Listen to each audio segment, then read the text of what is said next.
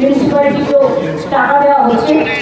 বর্ষার পরেই যারা কাজটা শুরু করবে, কারণ মনে রাখবেন এবারে বর্ষাটা আগে শুরু হয়েছে, এখনো সেপ্টেম্বর মাস পুরোটাই বর্ষার মরশুম। আর এখন তো চারিদিকে বর্ষা এত বেশি হচ্ছে, একদিকে ডিভিসি ছাড়া জল, অন্যদিকে মাইক্রন পাঞ্চে এবারে তো 11 ফুট বেশি জল ছেড়েছে। আর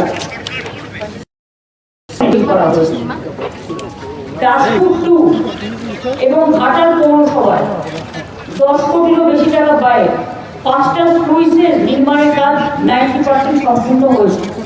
মানে ওই 5 কোটি টাকাটা এবারে বাজেটে রেখেছি, কাজটা শুরু হয়েছে। মোট কমপ্লিট হতে 2 বছর লাগছে, তার মধ্যে 6 মাস হয়ে গেল।